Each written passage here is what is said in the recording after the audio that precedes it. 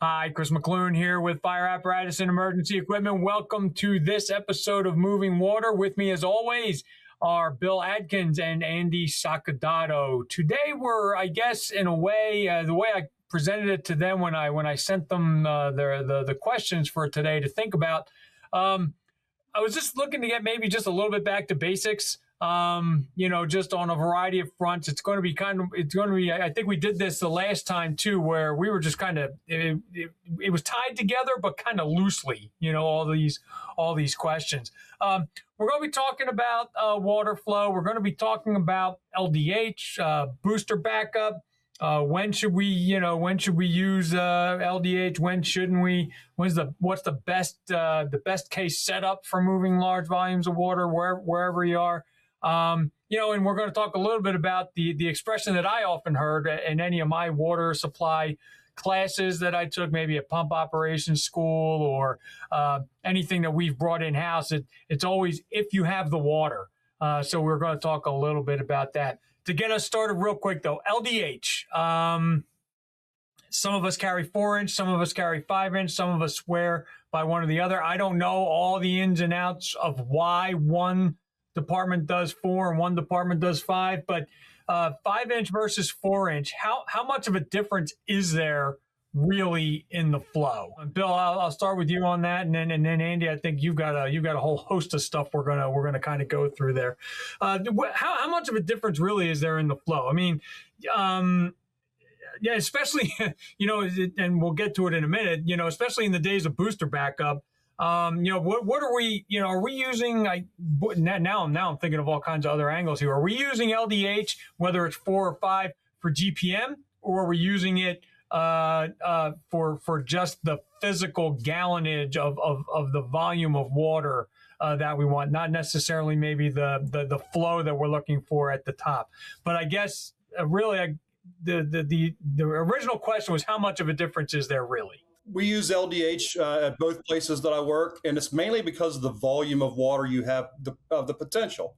Because the fire you show up to when you first get there may not be the fire you end up with in the end result. So we want to have that access to the volume of water. And when we're talking between 4 to 5-inch, it's up to 50% plus more volume of water getting out of your 5-inch. And another key factor when you're talking about 5-inch compared to 4 is the friction loss. For instance, if you're flowing 900 to 1,000 gallons a minute, you're normally every 100 feet, you're having 5 PSI of loss in your 5-inch, where compared to 14 pounds of 4-inch. So what's that do to your apparatus? Your apparatus has got to work harder to get that same GPMs. And another piece that you want to keep in mind is when you're flowing 900 to 1,000 gallons a minute, it's not feasible to go more than 650 feet of 4-inch because of that friction loss. Now, trust me, you can get water out, but are you going to be able to flow that much without your truck literally screaming? So where 5-inch, you can flow 1,000 gallons a minute, feasible, up to 1,000 to 1,200 feet of 5-inch compared to that 650. So you have that additional range with the 5-inch along with that volume of water. And then it just lowers that RPMs on that rig that you're using and helps maintain that apparatus. Because we know if we're trying to pump 300 PSI for hours, it's that rig's not going to last very long. And that's just 1 inch. That's just 1 inch in diameter. That's creating that. And Andy's, I'm sure, is going to have those numbers and for you. But yeah, you get that 50% plus volume out of that extra inch because of the. What do you think is the determining factor there in the decision to go between? So, like, where a department decides to go with 4 versus 5, is it simply storage? Is it just legacy? That's just, it could be just legacy where that's the hose you had, so you're still exactly you're still with it.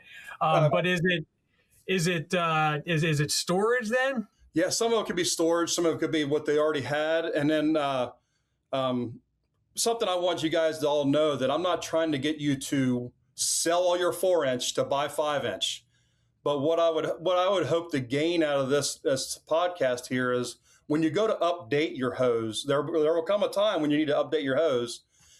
Going that extra inch of hose, if you can, can afford it, as you buy it, go ahead and get that 5 inch just for the chance of you may needing that volume of water, that extra volume.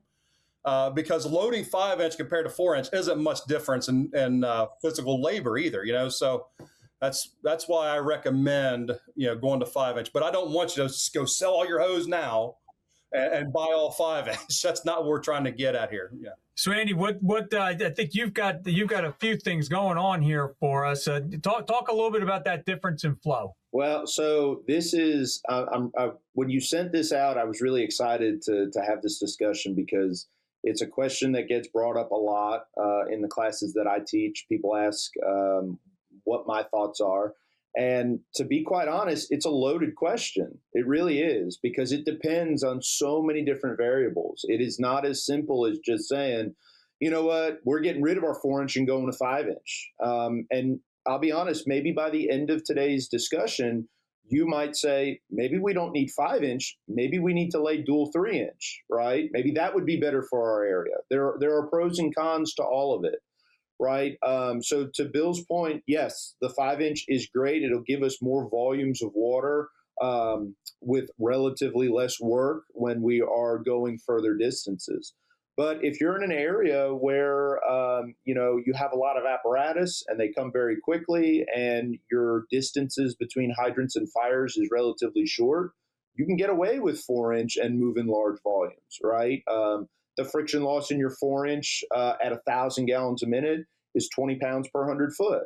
So if I'm only 300 foot away, that's 60 pounds plus some intake pressure. We're at 110. That's very, very reasonable, right? 50 pounds for my intake pressure, right?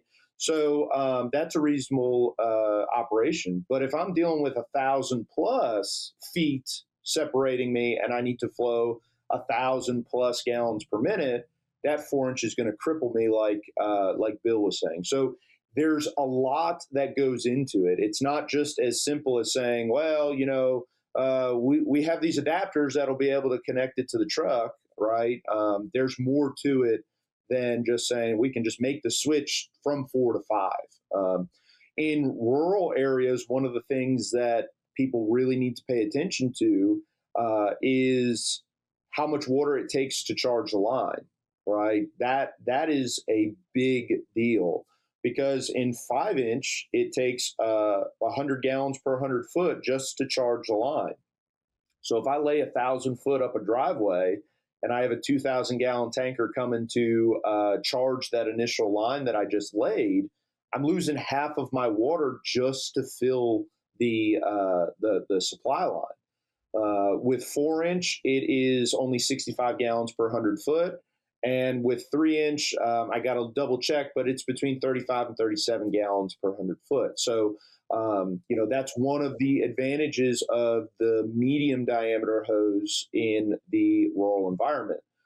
However, what's going to limit us in the 3-inch is going to be the volume, right? We're not going to be able to get the same volume of water up the street as we are, or up the driveway as we are compared to the 4 or 5-inch. Now we can cheat a little bit, and this is one of my favorite things to see in some rural fire departments is rigs that have split beds of medium diameter hose, because I can lay dual 3s up the driveway, and now hydraulically I have the same hydraulic potential as a single 4-inch supply line, but the advantage is I don't have to charge them both at the same time. So what I mean by that is 2 3-inch lines equal 1 4-inch supply line. They'll move the same volume of water with the same amount of friction loss as that single 4-inch for a given flow. However, if I'm starting off and I don't have a robust water supply system set up for my dump site or whatever I'm doing, maybe I only charge one of those 3-inch lines, get a couple lines in service at the fire scene, and then when my water supply is built out, I can charge the second one to get more of that volume up the hill. Whereas with the 4 or the 5-inch, I'm charging it and filling and paying that water tax right off the bat. So just something to think about. Just because you're in medium diameter hose doesn't mean you're doing it wrong. the one thing I tell a lot of these fire departments, if you're in medium diameter hose, right, just make sure you're laying 2 of them, right? 2 threes, because 2 threes equal a 4. So the other thing that is important to understand is operationally, how do you operate? I know a lot of fire departments, right, wrong, or indifferent, we get into the habit of doing a forward lay from a fire hydrant and just hooking the supply line directly to the hydrant, using hydrant pressure alone to give us the water to the fire scene. Now, Bill and I have both wrote articles. We've talked about this a bunch, right? The most efficient way is to put a pumper on the hydrant. Some people are doing that. Some people are not. So let's talk worst case scenario. Let's say I'm not. Say I don't have the manpower, whatever excuse it is, right? I'm not putting a pumper on the hydrant, and I'm using hydrant pressure alone to get that water to the fire scene. And Chris, you brought it up before. One of the things that, kind of makes me chuckle a little bit when we have this discussion. A lot of people will say LDH is only good if you have the water, right? Well, I want to take a moment and really examine that and see if that's true, if that really is the case. Okay. So what's important to understand is that fire hydrants are rated to flow their maximum volume at a residual pressure of 20 psi. Okay. So if I say that I have a 1,500 gallon per minute hydrant, right, I know that I'm going to have that hydrant is going to have 20 psi residual pressure to deliver that 1,500 GPM. Okay. Now, in the scenario that we're laying out, we're saying that we did a forward lay. Okay. And what I'm going to do is I'm going to share my screen. I have a spreadsheet that we're going to take a look at that might make this a little bit easier to understand.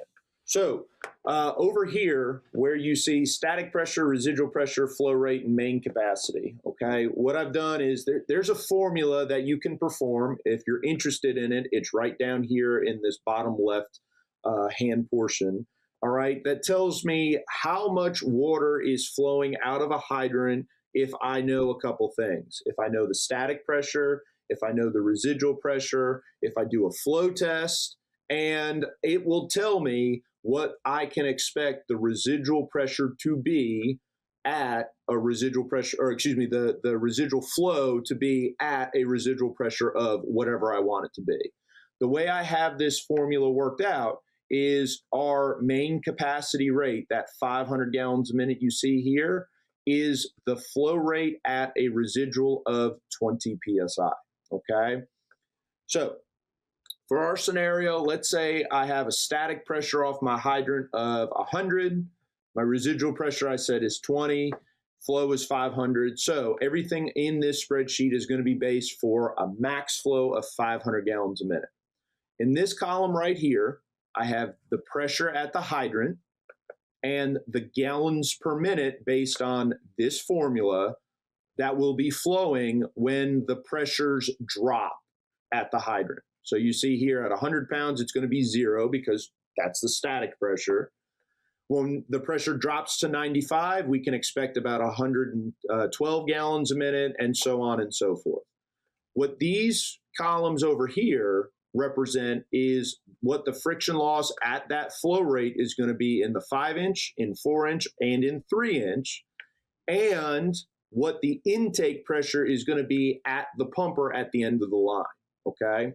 So we'll do our scenario. What I've typed in here is we'll pretend that we have 500 feet of hose between our fire hydrant and our pumper. The hose is connected directly to the fire hydrant, okay? So right now we would sit here and say, this is not a good hydrant, okay? This is a low flow hydrant, 500 gallons a minute.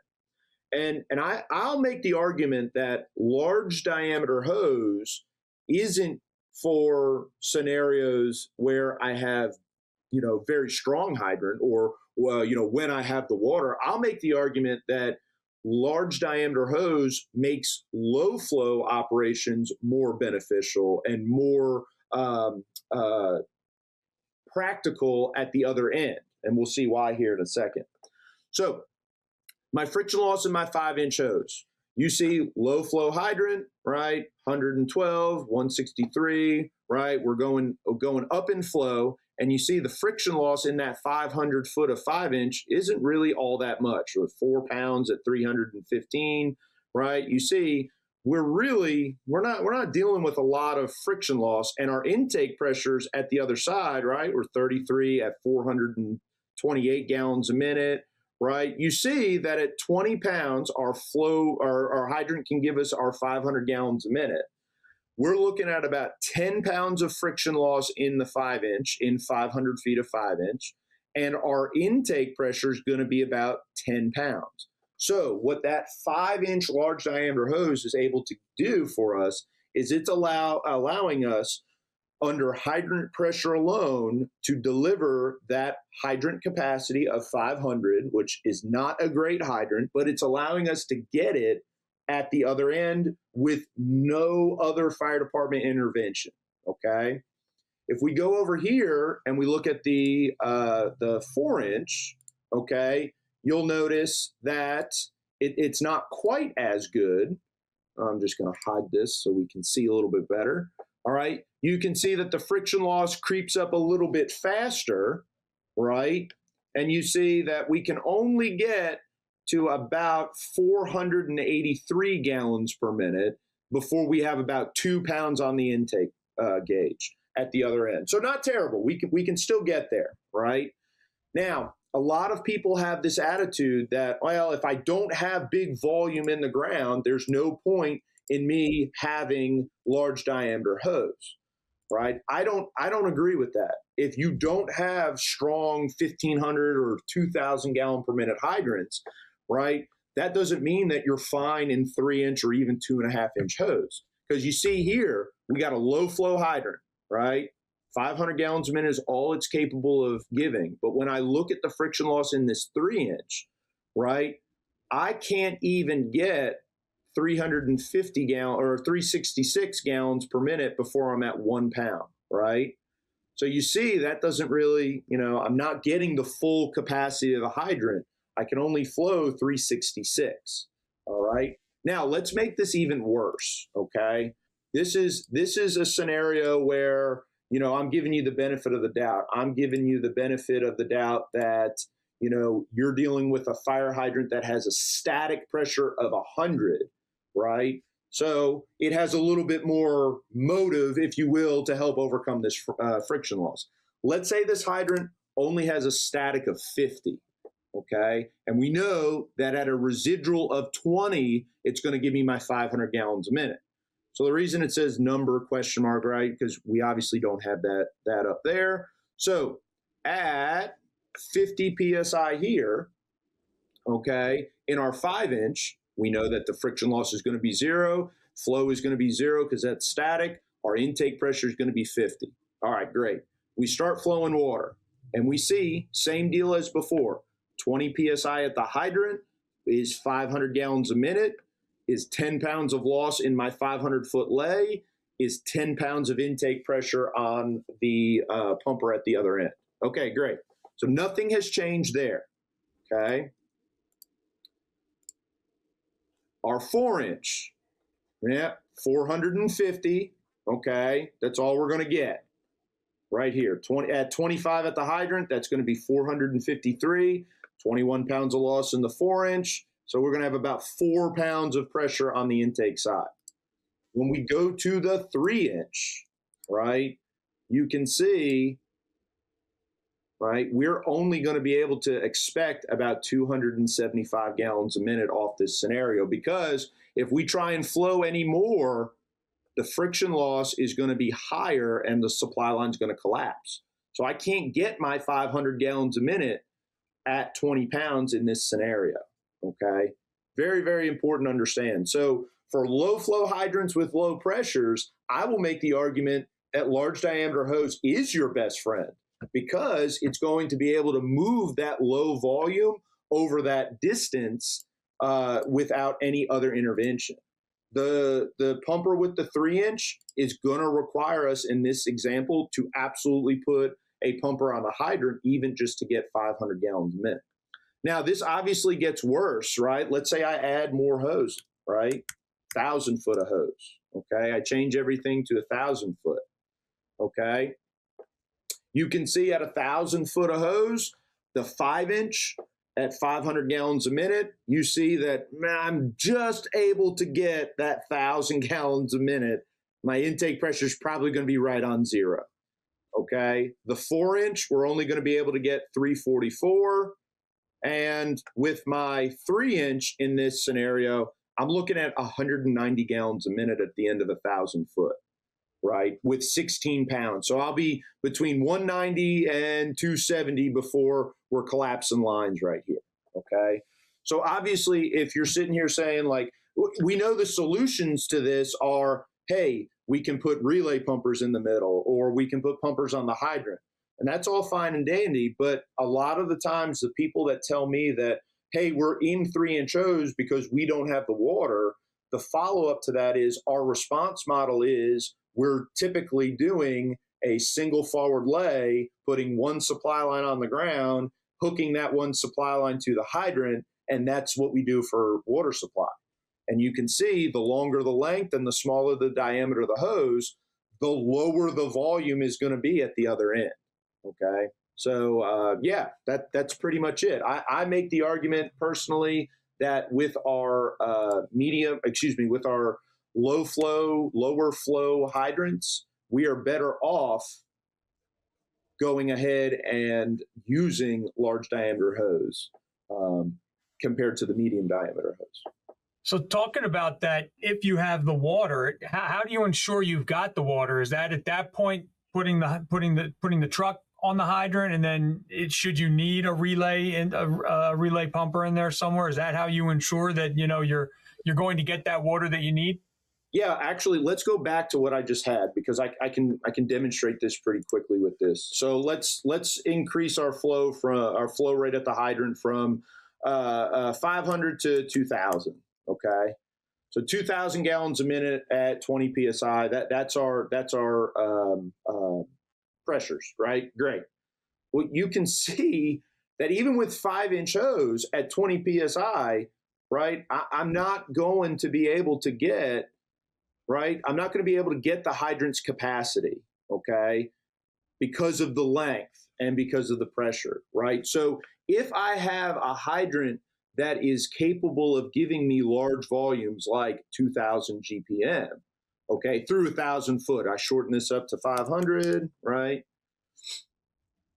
You see 750 gallons a minute is really all I'm going to be able to get off of the hydrant alone. So what you need to understand is high volume hydrants that have the volume, that doesn't necessarily mean that they have the oomph or the pressure to get it through the hose to the other line.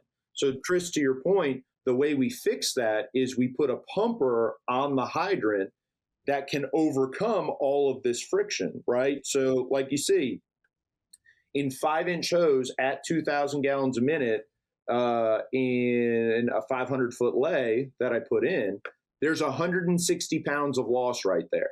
So that hydrant only has 20 pounds of pressure, and it can't overcome the friction to get it to the other end. But another pumper hooked directly to the hydrant, getting that water into the pumper, can build 160 pounds worth of pressure, add a little bit of intake pressure, and send it down the other way.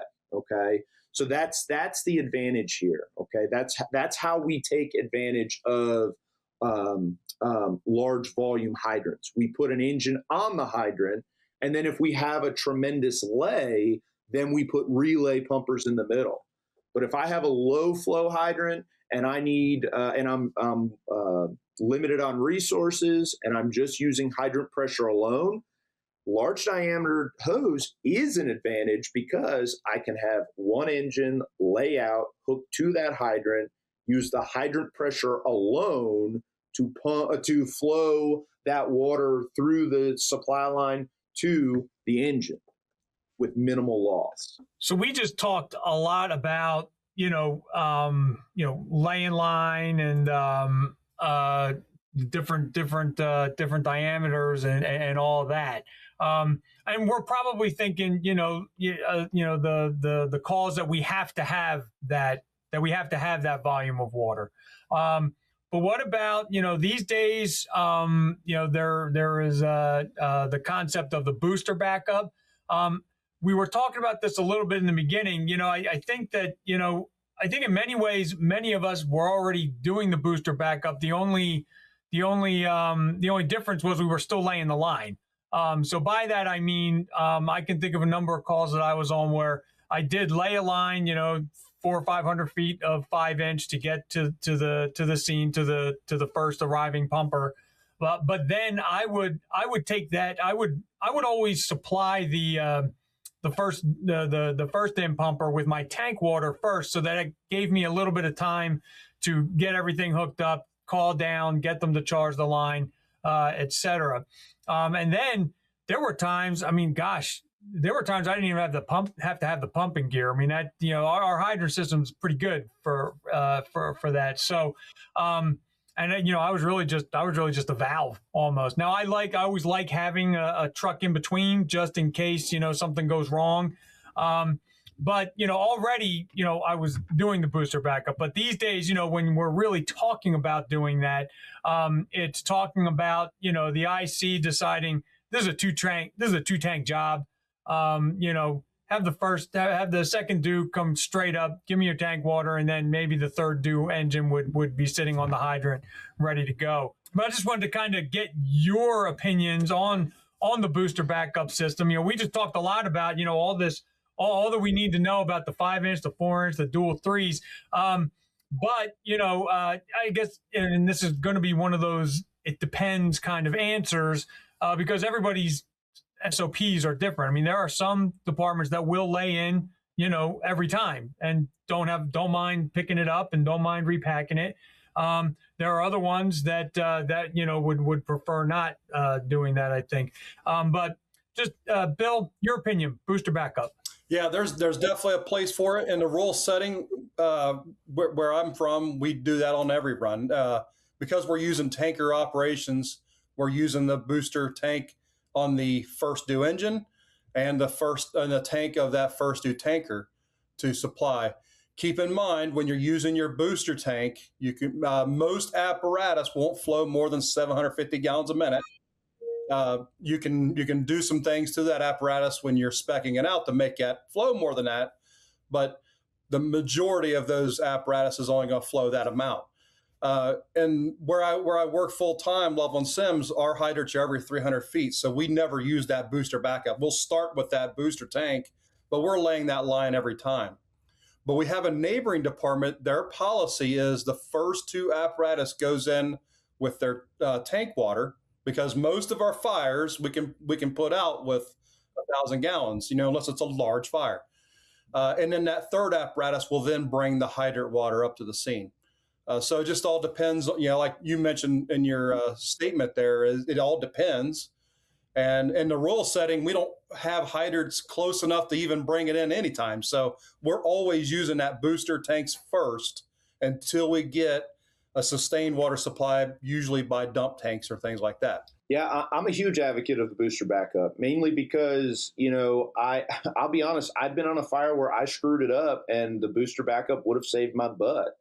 I grew up in the fire service with a fire service mentality of it's your job to get your water, right? It's your engine, you get your water. The second engine is not helping you get your water. Whether that's right, whether that's wrong, that was the culture that I came up in. And I'll never forget, I had a fire. I was driving what ended up being the second due engine. And it was right on the line between ourselves and another company's district. So we weren't quite sure who was going to be first. But I'm coming in, I'm thinking that I'm going to be the first due engine. And what I did is I stopped, I wrapped the hydrant, and I laid in about 300 foot because I'm in my head, hey, I'm worried about my water. That's my job. I got to bring my water. So I lay in, and right about that time, engine one is showing up, and they're taking the fire attack. Now they ended up not laying their own line. They went directly in. They went in dry. Well, our policies and our culture, I should say, not that it was written down in policy that it had to be this way. Our culture was each operator worry about their water. So Engine one had the hand lines going off of it, and they had a 500-gallon tank. So I knew engine one was going to need water. What I worried about, I talked with their operator. I said, hey, I'm going to break my supply line, and I'm just going to hand you the supply line hooked to your pumper. And I'll run down to the hydrant, and I'll turn the hydrant on, okay? And that's what happened, and they got water, but they just barely got water before engine one ran out, okay? So they didn't run out, but it was damn close, all right? So after the fire, I'm sitting here, and I'm like, that was really dumb of me, because I had on my engine, I had 750 gallons of water in a truck sitting right next to engine one that we didn't use. Like, I screwed that up because in my head it was, hey, we're just going to give them the water right off the hydrant. So having and had I made and used that booster backup, I could have given that 750 gallons of water to engine one, and then it would have just bought me extra time to go make that hydrant connection, or God forbid that hydrant had been out of service or dead, or we had some other kind of problem. It would have just bought me time. So yes, I'm a huge advocate of the booster backup. I think it is a great tactic, especially when we have two engines arriving at the same time. Because I mean, think about it. A lot of us, we're driving around the street with these trucks, just hauling water with us all day. Well, if our fire chiefs didn't want us using the water in the tanks, they wouldn't put booster tanks on the trucks, right? Like, that's what they're there for. I'm bringing water everywhere I go. So if engine one is using or fighting fire, I should be able to give it to them. Now, one of my personal thoughts on the booster backup, and it can go a lot of different ways, is like, what size hose do I use when I'm making the booster backup, right? There are arguments for both. Personally, my personal opinion, I like to use medium diameter hose when I'm doing the booster backup. One, it's smaller. It's usually easier to maneuver. It's lighter. I can keep it in a quick bundle on the rig that I can roll out.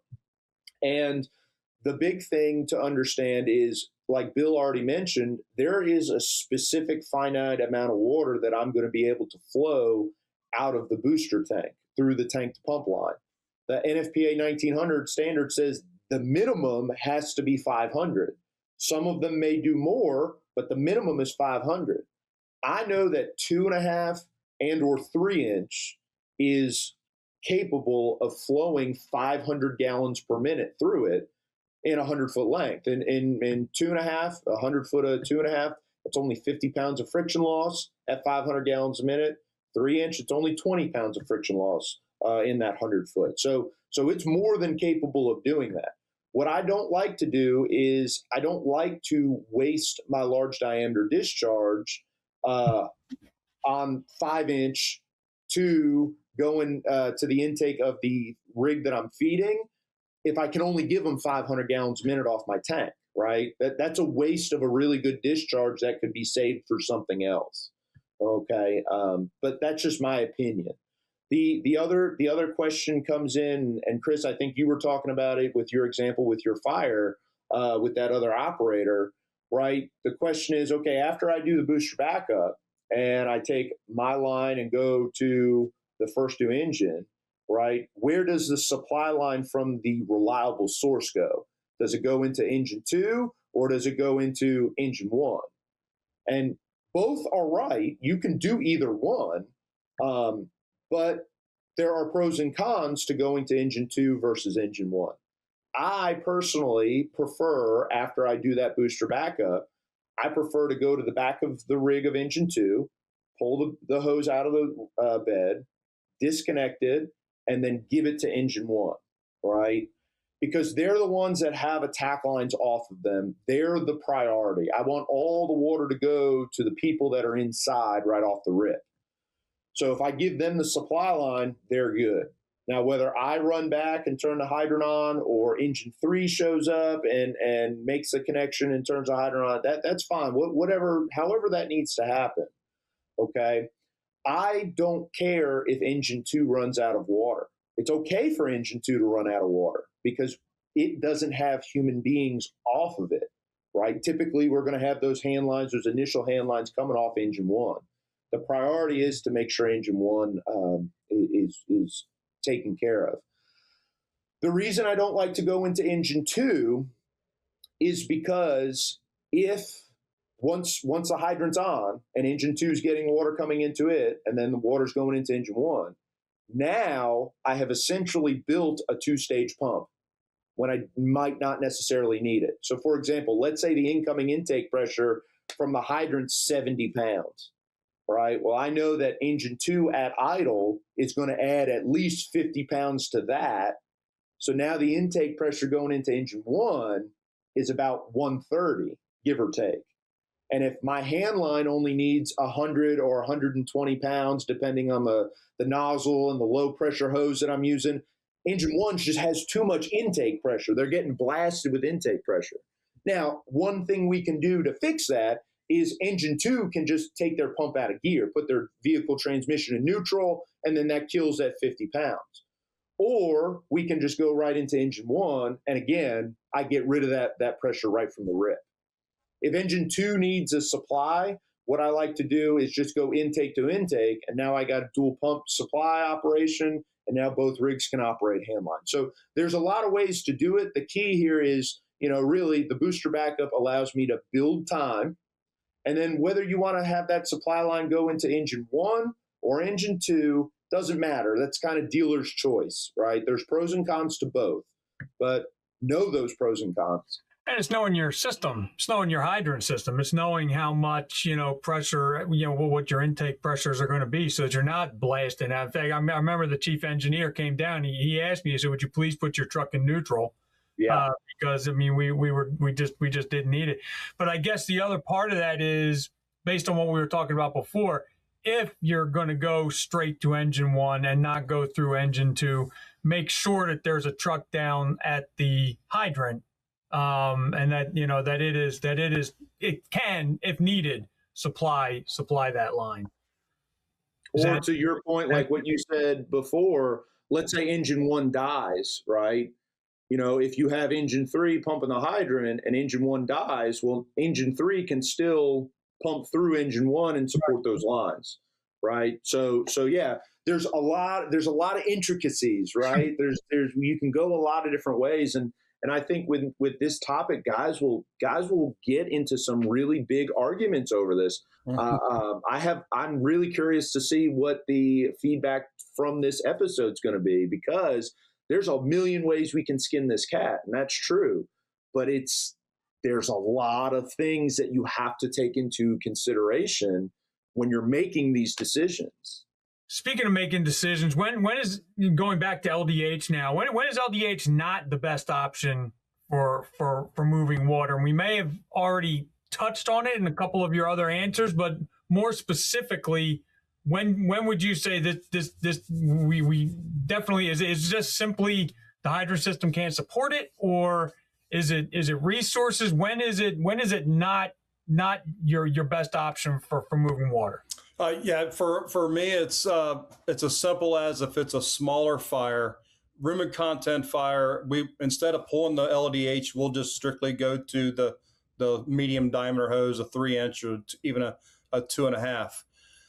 But we always have to have a plan for when that fire turns into something that it's not. Usually on those smaller room and content, 2 or 3 rooms, where we know we can get it with that 3,000 or 4,000 gallons in the rule setting, we're just going to strictly use that medium diameter hose instead of going to the 5-inch. And if it was up to me, I would say, unless we have 1,000 feet we're trying to use of a 5-inch, I would probably use that 5-inch any other time. But just because of the factor of the possibility. But I know a lot of guys will pull the 3-inch off instead of the 5 because it's just easier to load, and that's not really a good answer. But I like to have everything prepared for the worst case scenario, which is one of the reasons we talk. In these podcasts, we're talking about moving big volumes of water, not just your everyday fire. But there are a lot of times when we pull up and there's a small fire, and the guys will just pull that smaller diameter hose. Andy, what about you? Is when do you think LDH is just not your option? And I know you went through a lot of numbers back there. If you could, I don't know if you can boil it down a little bit, or when do you look at it? So the way I see it is, I'm going to preface this with I'm not a technical rescue guy. That is not my forte.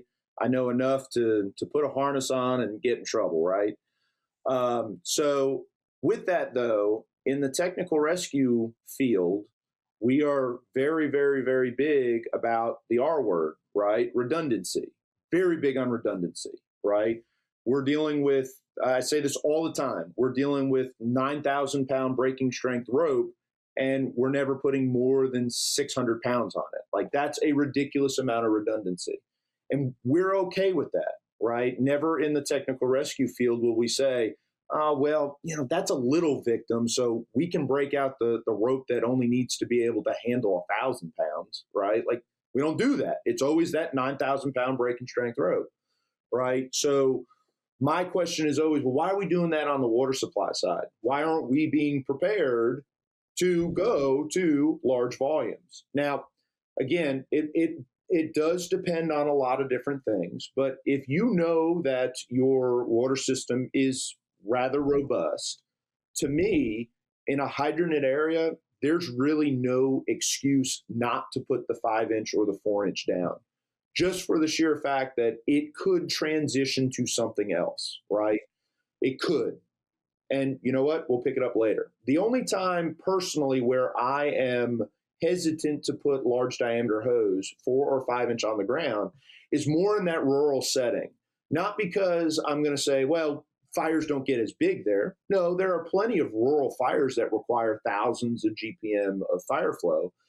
But the question is, where's the water coming from? If it's being hauled in, that's going to take more time to set up than dealing with hydrants in the urban setting.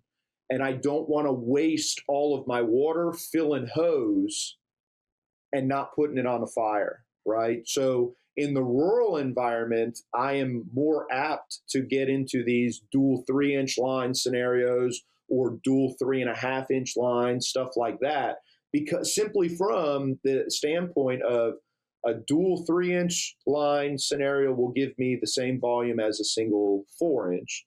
Dual 3.5s will give me a single 5-inch, right?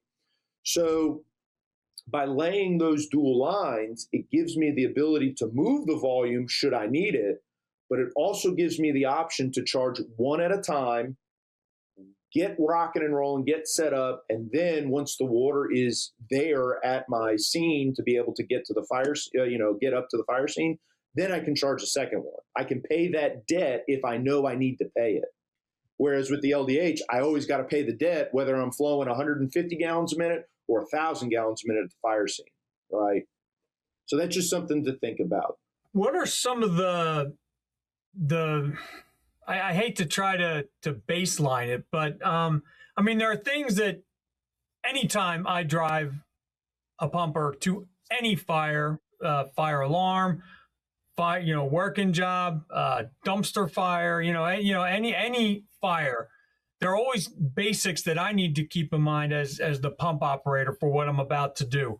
Pump operators, officers, crews, what do we all have to keep in mind? Some of the basics when we're setting up for big water, like I don't know, last year we had a factory go up. I mean, we knew, everybody knew, after the first unit got there that this was going to be a big water fire. Now everybody's wheels are turning, but before you even start doing the math of all this, there are some basic things that you need to be keeping in mind for setting that up. So what are some of those basics, Bill? What are some of those basics that we should all be considering? Well, first off, you want to pre-plan and have that idea before that fire hits, and then work together, because when we got to flow a lot of water, it's not just a one-person job. Don't hesitate to ask for help to set those systems up, whether it be in a rural setting or even in the urban setting, where you may have to use multiple hydrants to get the flows that you need. in the rural setting, we got to set up multiple dump tanks.